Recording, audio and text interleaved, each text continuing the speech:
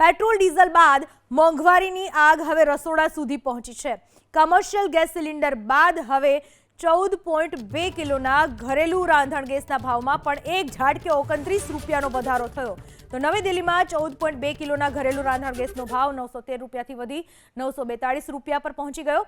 3 મહિનામાં બીજી વખત ઘરેલું ગેસ સિલિન્ડરના ભાવમાં આ ભાવ વધારો ઝીકાયો છે। આ પહેલા 7મી માર્ચે 60 રૂપિયાનો વધારો થયો હતો। આ જ મહિનાની પહેલી તારીખે 19 કિલોના કમર્શિયલ એલપીજી સિલિન્ડરના ભાવમાં પણ વધારો થયો હતો। દિલ્હીમાં કમર્શિયલ સિલિન્ડર 42 રૂપિયા મોંઘો થઈને 3113.50 રૂપિયા ઉપર પહોંચી ગયો છે। ઉપરાંત નાના વેપારીઓ અને સામાન્ય નાગરિકો દ્વારા વપરાતા 5 કિલોગ્રામના એફટીએલ સિલિન્ડરના ભાવમાં પણ 11 રૂપિયાનો વધારો કરાયો હતો। પેટ્રોલ ડીઝલ સીએનજીના ભાવ વધારા બાદ હવે ઘરેલું એલપીજી ગેસના ભાવમાં પણ વધારો થયો છે। આજની જ્યારે વાત કરીએ ત્યારે 29 રૂપિયાનો વધારો થયો છે ને તેને લઈને હવે મધ્યમ વર્ગ પર સીધી આની અસર જોવા મળશે। ત્યારે જોઈ શકાય છે કે કેટલાક મહિલાઓ આ મુદ્દે વાત કરવા માટે આપણી સાથે જ આપણે તેમની સાથે વાત કરીશું। બેન, સૌથી પહેલાં તમારું નામ અને એલપીજીમાં 29 રૂપિયાનો વધારો થયો છે, કેટલો ફરક પડશે? મારું નામ દર્શના પટેલ।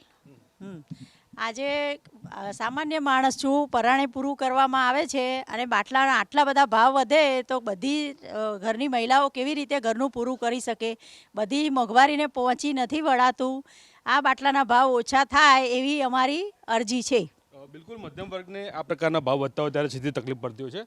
બેન, આ પ્રકારે ભાવ વધ્યો છે, કેવી તકલીફો પડશે હવે? આ પ્રમાણે બાટલાનો ભાવ બહુ છે। અમારે તો 25 દર ચાલે, મહિનામાં 1.5 મહિનામાં 2 બાટલા કેવી રીતે પૂરું કરીએ? અમારે જાણ માટે વિનંતી।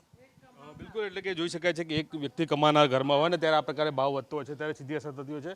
બેન, તમે શું કહેશો? કારણ કે 29 રૂપિયાનો ભાવ વધારો થયો છે, શું અસર થશે પરિવારમાં? કારણ કે આખું જે બજેટ હોય એ તમારા ઉપર જ આધાર હોય છે, મહિલા બધું મેનેજમેન્ટ કરતા હોય છે, તમે શું કહેશો ત્યારે? મેનેજમેન્ટ કરવું બહુ અઘરું કામ છે। અત્યારે મોંઘવારી પ્રમાણે બાળકોનું ભણતર પૂરું કરવાનું, ઘરના ખર્ચા કે ગમે તે મોંઘવારી પ્રમાણે વધે, અમે કયો ખર્ચો અમે ક્યાં ઓછો કરીએ? બાળકોને ભણાવીએ, પોતાના ઘરના ખાવા પૂરતું તો ખાવા જોઈશે ને, તો ક્યાંથી અમે પૂરું કરશું? એમ ગમે તે વસ્તુમાં, બધી વસ્તુમાં મોંઘવારી વધારી છે કે ટેક્સ વધારે, ગમે તે વધારે, તો અમારે પૂરું ક્યાંથી કરવાનું? બાળકોનું ભણતર પૂરું કરવાનું કે ખાવાનું પૂરું કરવાનું? ખાવા બનાવવા માટે અમારે તો ગેસ ભાવ વધ્યા, તો હવે એમાંથી અમે કઈ રીતે કરકસર કરીએ?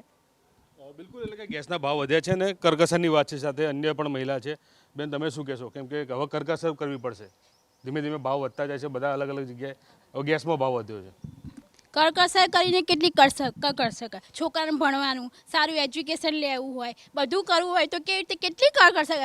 પણ વચ્ચે સરકારે કીધું કે તમે તેલ ઓછું વાપરો, એટલે પણ શાક વઘારવા માટે તો થોડી જેટલું જરૂર હોય એટલું તો અમે વાપરી શકીએ કે નહીં? અત્યારના છોકરાને ટિફિનમાં, અત્યારે સ્કૂલોમાં બધું જુદું જુદું હોય છે, અમે કેવી રીતે કરકસર કરીએ? એ બાબતે હું એટલી પ્રાર્થના કરું છું કે આ જે ગેસના જે ભાવ છે થોડા ઓછા કરે, મારી વિનંતી છે।